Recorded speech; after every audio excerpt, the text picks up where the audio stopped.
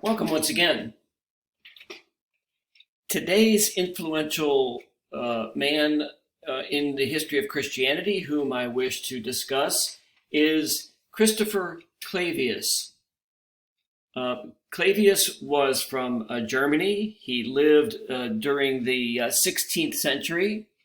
As you can see from his picture, he was a somewhat serious gentleman. He was both a mathematician and an astronomer, and he taught for 46 years at the Collegio Romano in Rome.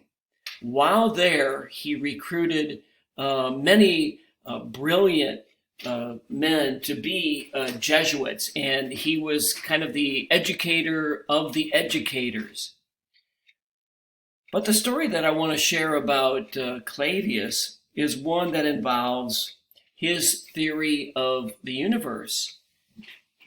At the time, the accepted theory of the universe was that the Earth was the very center of the universe and that the sun and the planets and the stars revolved around it.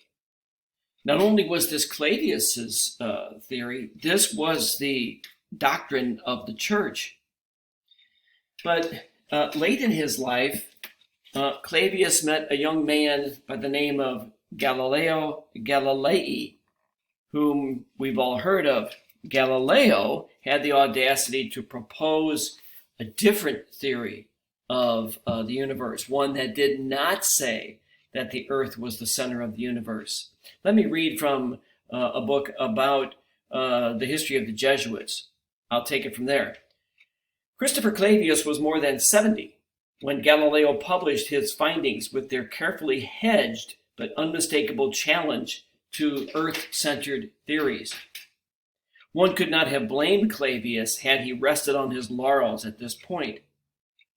Galileo's ideas implicitly challenged Clavius's life work, so the upstart Galileo couldn't count on much support for his revolutionary, dangerous ideas. It wouldn't have taken much effort for the well-regarded Clavius to swat away the young upstart. Instead, the old man led one last master class of Jesuit astronomy students to the roof of the Collegio Romano. The Jesuits had by now obtained their own telescopes, newer and more powerful than the ones Clavius had used in his earlier astronomical work. Clavius and his students attempted to duplicate the observations Galileo claimed to have made.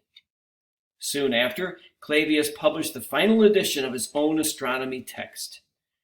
Many astronomers were undoubtedly surprised, and many church officials outraged, to read these words in Clavius's text. Quote, "Consult the reliable little book by Galileo Galilei, printed at Venice in 1610 and called Sidereus Nuncius. Clavius had endorsed all of Galileo's findings and calculations." What a great act of humility and courage for this man to acknowledge that a truth that he, or a theory that he had held for his entire life, had now been discredited, and also discredited the theory of the church about the center of the universe. So I hope you've enjoyed this little excursus, if you will, on Christopher Clavius. Hope you have a good day.